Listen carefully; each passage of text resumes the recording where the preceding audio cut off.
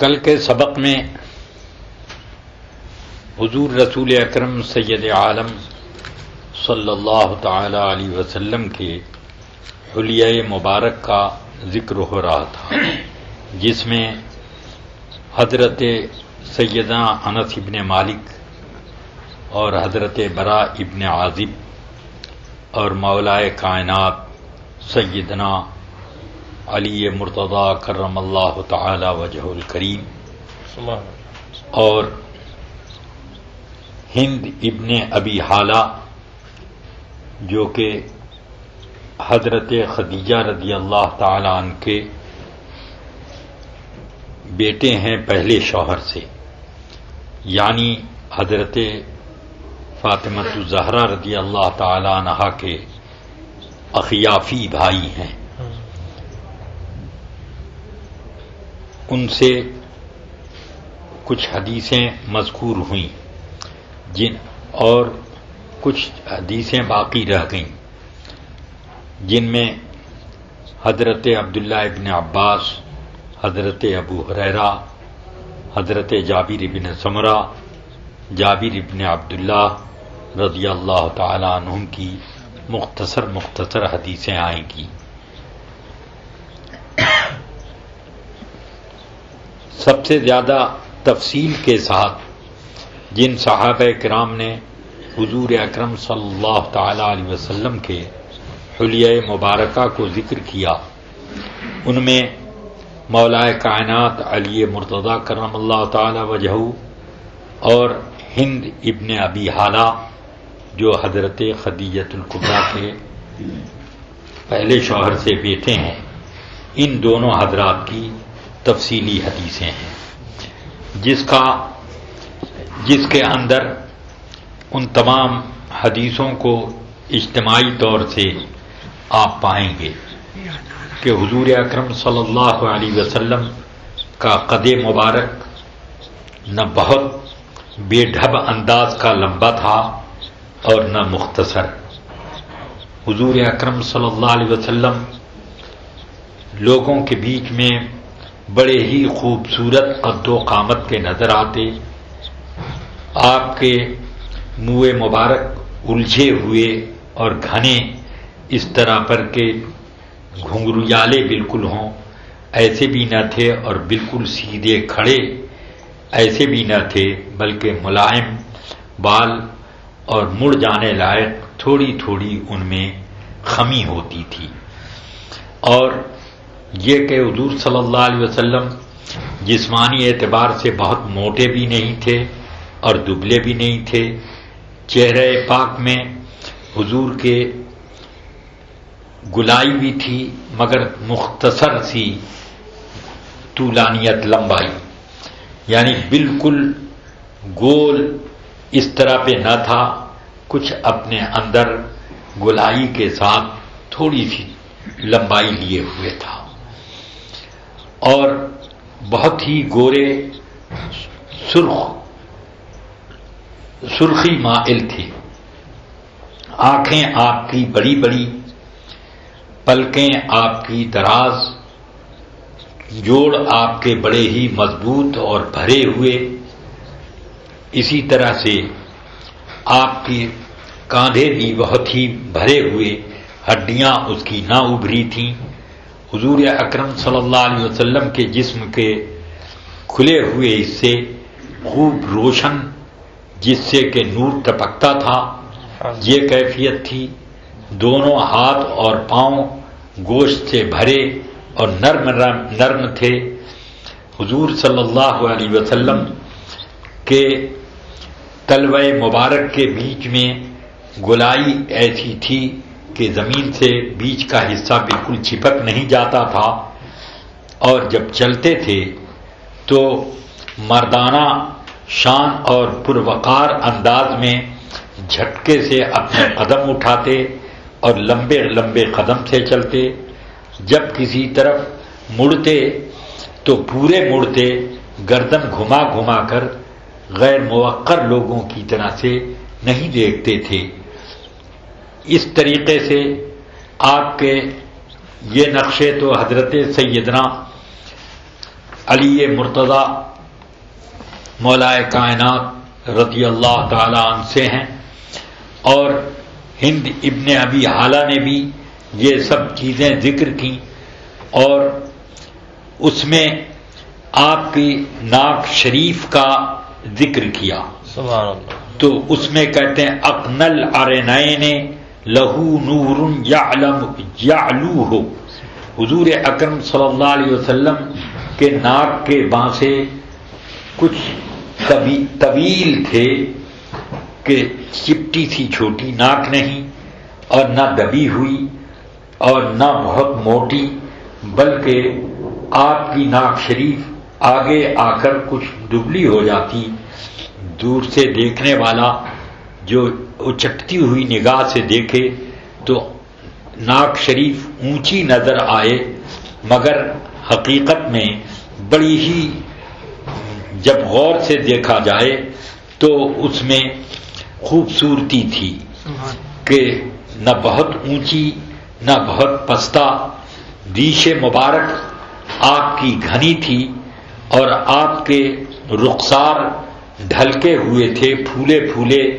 نہیں کہ جس سے بدبختی ظاہر ہو، دہان مبارک منہ شریف کشادہ تھا، آگے کے دندان مبارک میں کچھ تھوڑا سا فاصلہ تھا، اور ناف شریف تک یہ سینے کی نالی میں بالوں کی ایک ایسی لکیر تھی جیسے کہ کچھ لکھا ہوا مخطوط نظر آئے، اور پھر یہ کہ آپ کے جسم کے جس حصے پر بال کا گزرنا تھا وہاں پر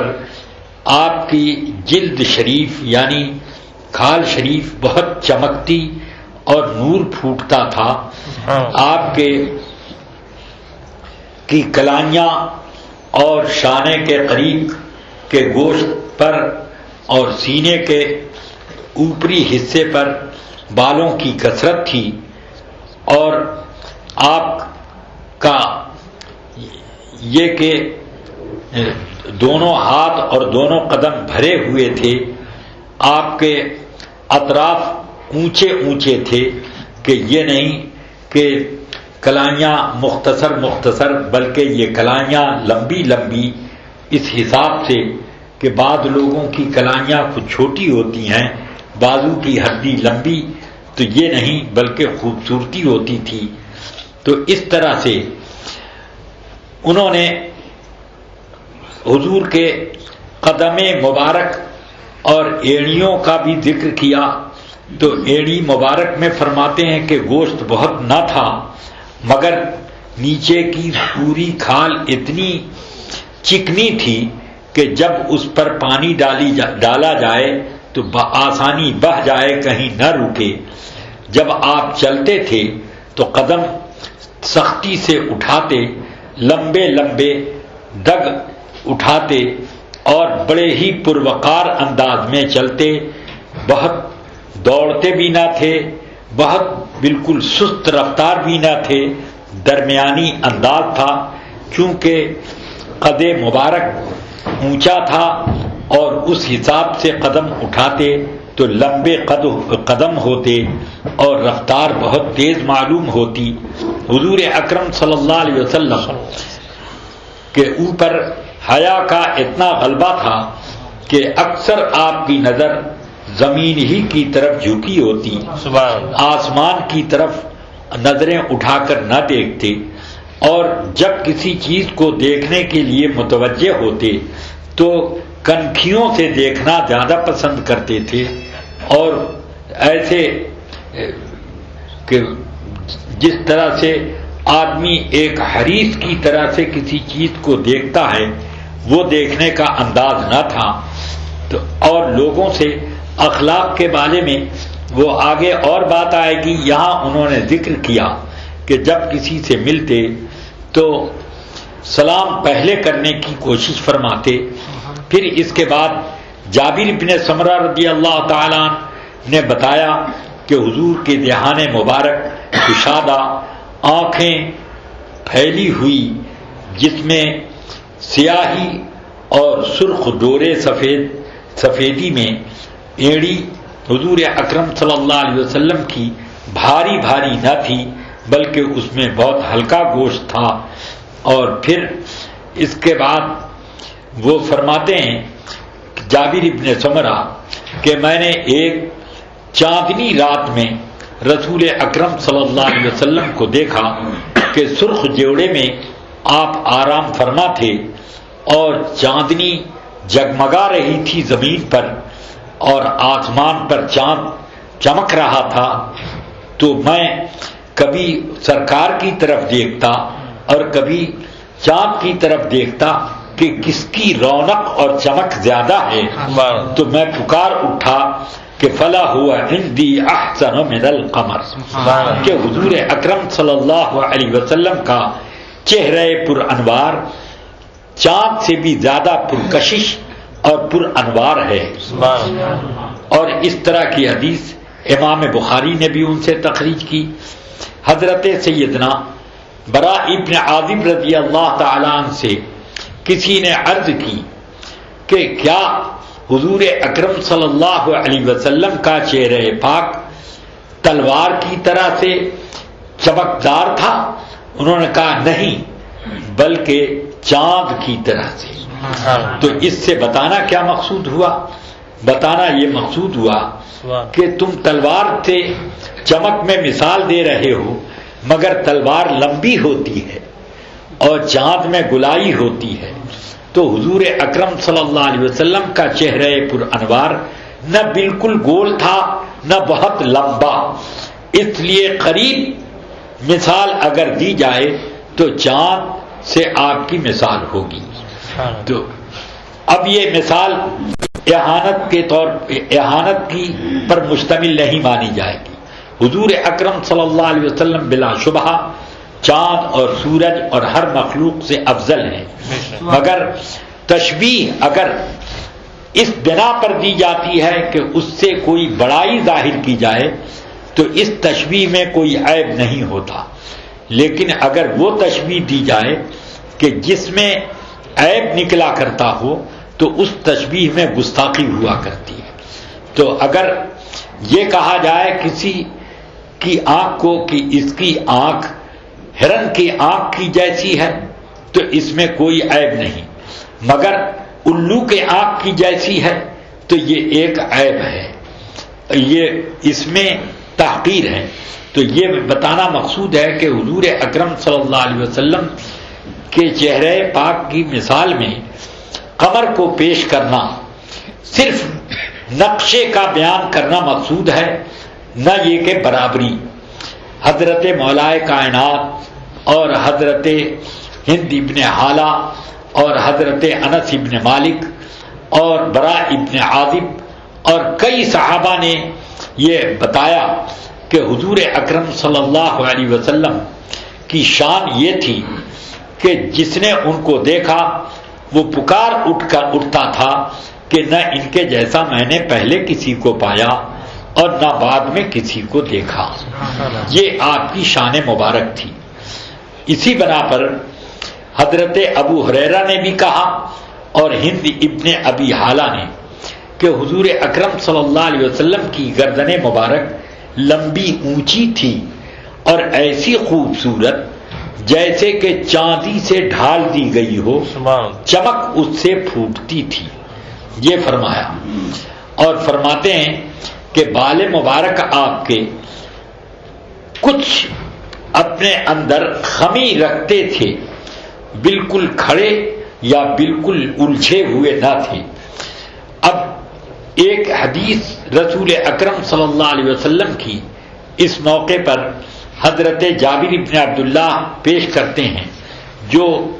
شب معراج کے واقعے سے متعلق ہے اور اس ایک لمبی حدیث کا مختصر سا ٹکڑا. فرماتے ہیں رسول اکرم صلی اللہ علیہ وسلم کہ میرے سامنے تمام انبیاء کرام پیش کیے گئے، تمام انبیاء کرام پیش کیے گئے یہ بتانے کے لیے کہ حضور کہ وہ سب کے سب پہلے ہی سے آرزو مند تھے کہ زیارت کریں. اس لیے اللہ تعالی نے ان کے لیے حضور اکرم صلی اللہ علیہ وسلم کی معراج کی شب میں یہ موقع مقرر فرمایا. فرماتے ہیں میں نے اس وقت موسیٰ علیہ السلام کو دیکھا، بڑے لمبے، جیسے ازد شنوعہ، یمن کا ایک قبیلہ ہے جس میں بڑے لمبے لمبے لوگ ہوتے ہیں. بخاری اور مسلم میں اتنا لفظ ہے کأنہ ضرب من الرجال، اتنے لمبے کہ ازد شنوعہ کے آدمی معلوم ہوتے ہوں، بلکہ یہ کہیے کہ الگ قسم کے آدمی. فرماتے ہیں بہت لمبے. موسیٰ علیہ السلام کو دیکھنے کا نقشہ یوں کھینچا. فرماتے ہیں عیسیٰ علیہ السلام کو دیکھا تو وہ ان سے سب سے زیادہ مشابہ عروہ ابن مسعود ثقفی ملے. یہ حضور کے ایک صحابی ہیں جو فتح مکہ کے موقع پہ مسلمان ہوئے. فرماتے ہیں میں نے حضرت ابراہیم علیہ السلام کو بھی اس وقت دیکھا تو ان سے سب سے زیادہ مشابہت تمہارے آقا سرکار صلی اللہ علیہ وسلم کی ہے. ارشاد فرماتے ہیں کہ اقرب من رأیت به شبہا صاحبکم یعنی نفسہ الکریمہ. حضور خود اپنے بارے میں فرما رہے ہیں کہ تمہارے یہ آقا ان سے سب سے زیادہ مشابہ حضرت ابراہیم علیہ السلام سے. ابن ماجہ شریف میں بھی اس سے ملتی جلتی ایک حدیث ہم نے پڑھی کہ مقام ابراہیم پر جو حضرت سیدنا ابراہیم علیہ السلام کے نقش قدم ہیں، تو ایک مرتبہ مکے والوں نے کہا کہ ہم سب اہل مکہ میں سب سے زیادہ ابراہیم علیہ السلام کے قدم سے مشابہت کون زیادہ رکھتا ہے. تو ایک عورت جو بہت زیادہ قیاف تھی، قیافہ شناس، اس نے کہا کہ ریت کے اوپر کپڑے سے ایک دم برابر کر دو اور سب لوگ اپنے اپنے نقش قدم اس پر لگاؤ. تو اس نے سب کے نقش قدم دیکھنے کے بعد حضور اکرم صلی اللہ علیہ وسلم کے نقش قدم کو کہا کہ ہی اقرب شبہا بقدم ابراہیم، ابراہیم علیہ السلام کے قدم مبارک سے سب سے زیادہ مشابہت ان کے قدم پاک. تو یہ ان کی ہوئی حدیث. اسی طرح پھر اسی میں فرماتے ہیں میں نے اس موقع پہ جبریل علیہ السلام کو بھی دیکھا، ان سے سب سے زیادہ مشابہت میرے صحابہ میں حضرت دحیہ کلبی رضی اللہ تعالی عنہ کی میں نے پائی. بڑے ہی حسین و جمیل صحابی تھے. ان کی مشابہت کا ذکر فرمایا. پھر اس کے بعد ایک بڑے اجمال کے ساتھ ایک حدیث حضرت سیدنا ابو طفیل عامر ابن واصلہ ابن اسقع کی ہے. یہ وہ صحابی ہیں کہ ہجرت والے سال یہ پیدا ہوئے، یعنی حضور جس سال ہجرت کر کے مدینہ شریف آئے، اور سب سے اخیر میں 110 ہجری میں جنہوں نے وفات پائی وہ حضرت ابو طفیل ہیں. سبحان اللہ. یہ صحابہ کرام میں سب سے اخیر تک رہنے والے حضرت ابو طفیل ہیں. حضرت سیدنا امام اعظم ابو حنیفہ کی ان سے ملاقات ہے. سبحان اللہ. ان کی وفات کے وقت امام اعظم کی عمر شریف 30 سال کی تھی. سبحان اللہ. وہ ان سے کسی نے پوچھا اس سلسلے میں، تو فرماتے ہیں کہ میں نے رسول اکرم صلی اللہ علیہ وسلم کی زیارت کی ہے